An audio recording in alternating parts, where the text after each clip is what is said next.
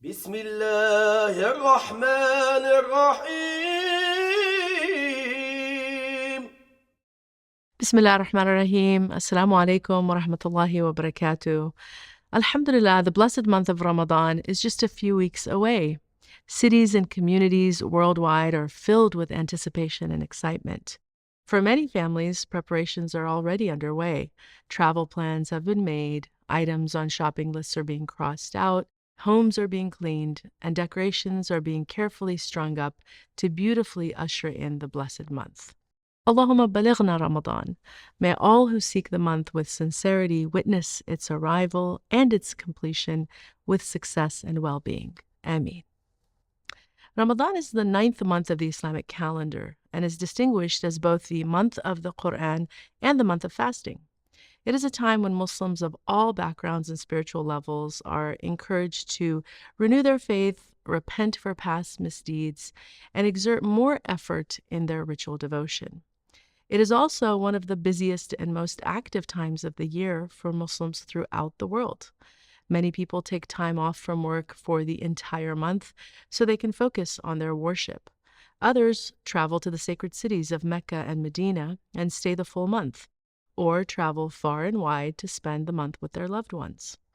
Mosque attendance thus spikes exponentially as families and communities come together to break their fasts and pray in congregation throughout the day and night.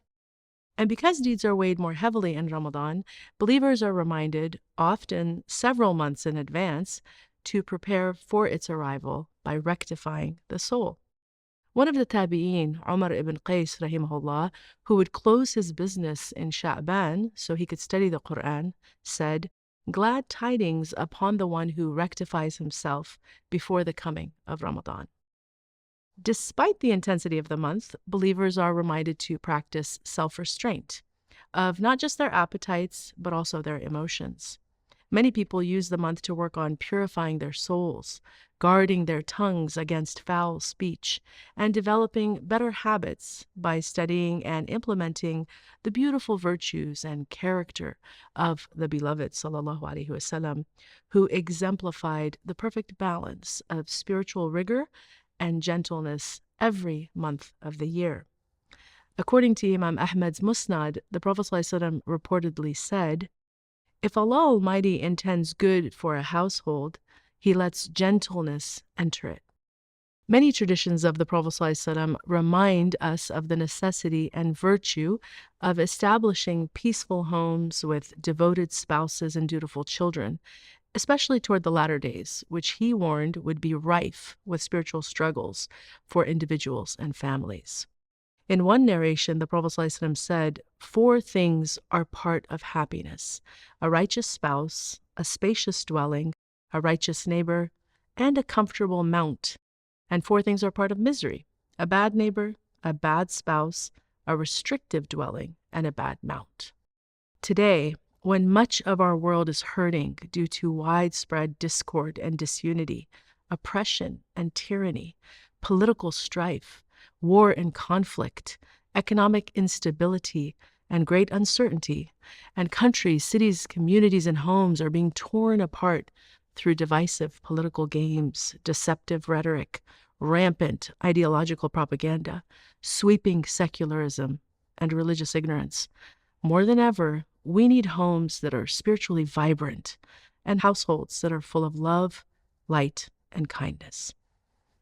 In Sahih Muslim, Anas ibn Malik radiallahu anhu reported, "I have never seen anyone more merciful to his dependents than the Messenger of Allah sallallahu alaihi wasallam."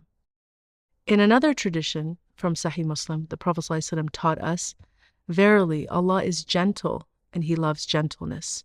He rewards for gentleness what is not granted for harshness, and He does not reward anything else like it."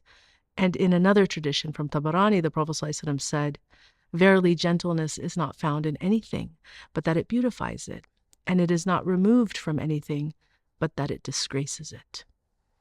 The latest research confirms that more than any other group, the youth are the most negatively impacted today in terms of mental and spiritual health.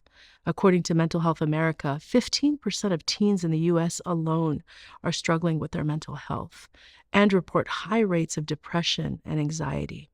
Surprisingly, 60% of youth with major depression do not receive any treatment. Without a doubt, there is a growing and deeply concerning mental health crisis among our youth. In my experience serving the Muslim community as an educator and advisor for over 20 years, I have seen firsthand how widespread the mental and spiritual health struggles are among our youth. And in the past decade or so, with the rapid cultural and social changes and the rise in social media usage, I have seen the problems growing considerably and beginning even earlier. Our children and teens desperately need sound guidance from parents, educators, and those entrusted with their care. Above all, our youth need to find refuge in their faith, which is best provided compassionately through safe, loving, and gentle home environments where virtue is taught and modeled regularly. Our faith teaches us that the mother is the heart and soul of a family. She is the nurturing force that binds the family together with her love, care, and compassion. Her role is crucial in ensuring the well-being and happiness of her children and the entire family. She's also the first school and the first teacher through which virtue is often taught. Sheikh Ahmed al-Najmi, rahimahullah, said, "The mother is the first school. If she is righteous, the progeny becomes righteous." Sadly, due to a concerted effort by dark and nefarious forces who oppose religion and religious values, the traditional and virtuous roles of homemaking and motherhood have been greatly devalued and undermined today. As such, even within the Muslim community, many have forgotten what a tremendous and lofty station these roles have in our faith. Every year, as Ramadan draws close, a common issue brought to my attention by many women who are at home with their children is that they feel spiritually disadvantaged because of not being able to participate in the nightly community events, such as attending iftars or prayers at the masjid. The reality, of course, is very different from what they perceive. Take, for example, the 4 perfect women mentioned by the Prophet ﷺ: Mary, the mother of Isa alayhi salam; Asiya, the mother of Musa alayhi salam; our mother Sayyidah Khadija radiallahu anha, the wife of the Prophet ﷺ; and Fatima radiallahu anha, the daughter of our beloved sallallahu alayhi wasallam. All of them were mothers who not only made great sacrifices for their children and families, but are highly regarded for their beautiful devotion, strong conviction, and private worship, most of which was hidden from the public. Like scores of virtuous women from the past, many women today have found a healthy balance by serving their Creator through serving their family and their community, and their own personal acts of devotion to Him without losing themselves or their way. These are women who readily make sacred what is often deemed monotonous. They do this by being mindful of their intention, niyyah, making the intention for whatever they may be doing to please their Creator and reap the spiritual benefits for themselves and their families. They find joy and purpose through beautifying and decorating their living spaces, reciting Qur'an while doing simple chores such as organizing and tidying up the home, making dua and saying salawat while preparing meals for added blessings, creating serene spaces for private ritual worship, learning sacred knowledge and teaching it to their children, and establishing memorable traditions for the whole family to cherish for generations to come. Women who are married and have children must know the immense honor of serving their families and the great reward awaiting them for their selfless giving. Ramadan is a time for such women to not only prioritize their worship and care for themselves spiritually, but also to appreciate the great privilege and honor of being able to create, maintain, and sustain a beautiful home where everyone can find spiritual refuge. Though intuitively we may think our rewards are greater whenever we can focus solely on our own acts of individual worship, we should never underestimate the weight of personal sacrifice for the benefit of others. In fact, many would argue that acts done preferring others over oneself are in fact superior. Thus, the rewards of teaching, leading, feeding, and nurturing one's family through consistent love and devotion at the expense of one's own comfort are immeasurable and undoubtedly great, especially during the blessed month of Ramadan, when rewards are multiplied beyond our comprehension. Additionally, homes where love is expressed freely and plentifully, and where guidance is proved lovingly, are homes of true success in this world and the next. As for women who are unmarried or without children, of course, Ramadan is a great opportunity for them to really harness their innate spiritual strengths and create beautiful spaces where God's remembrance is made and heard often. Women must know their spiritual value to God is uncontested.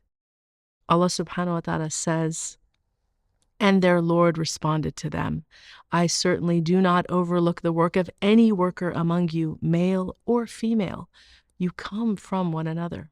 And whosoever does a righteous deed, be it male or female, believing, we shall assuredly give him to live a goodly life, and we shall recompense them their wage according to the best of what they did." Imam Ibn al-Jawzi rahimahullah said, "A woman is an accountable individual just as a man is. She is obliged to seek knowledge of her duties so that she may perform them properly." Ibn al-Qayyim rahimahullah said, "Women are the cause of the happiness of the heart. That's why they're also called the reason for the happiness of the soul." Furthermore, women are relieved of some of the communal responsibilities of men, such as being required to pray specific prayers in congregation. When taking into account the demands already placed upon women who are serving their families, to be absolved of such specific and time-sensitive acts is actually a great blessing from Allah subhanahu wa ta'ala. Furthermore, as the Prophet ﷺ taught, women are greatly rewarded for praying at home in the comfort and privacy of their own spaces, the same way a man is rewarded for praying at the masjid. In other words, there is no loss whatsoever to a woman who worships at home. Some would even say there is a much greater reward for women who are at home day in and day out, even in the month of Ramadan, praying at home while also looking after their children and or serving their families. Umar ibn al-Khattab radiallahu anh also reminded us of the different levels of worship among men and women and the true value of selfless devotion to one's family.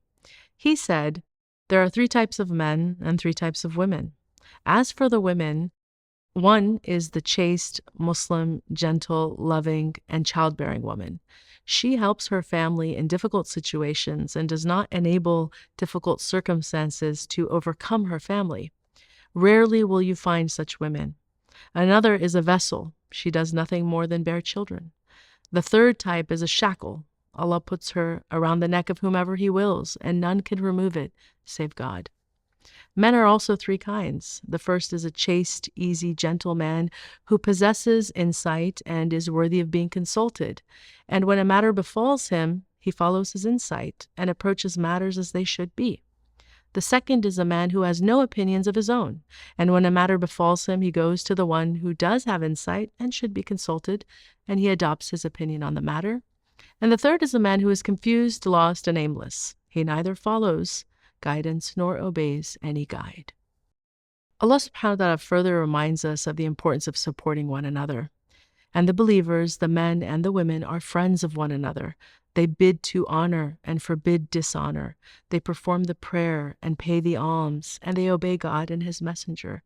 Those upon them God will have mercy. God is almighty, all-wise.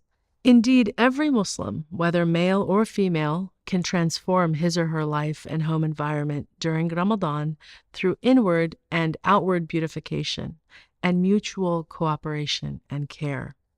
For women specifically, whether they are single, married, or living with family or roommates, when they spend the month in devotion to Allah subhanahu wa ta'ala first and foremost through fasting, increased prayers, recitation of the Qur'an, and other ritual devotion, and then devote the rest of their time to their families, loved ones, and communities through acts of service, generous loving, and teaching virtue, they are, by the grace of God, inshallah, distinguishing themselves as women with great wisdom and on a path of success with their Lord.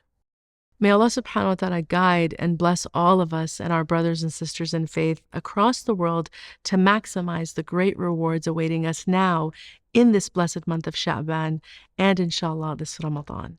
Jazakumullahu khairan. Wassalamu alaikum wa rahmatullahi wa barakatuh.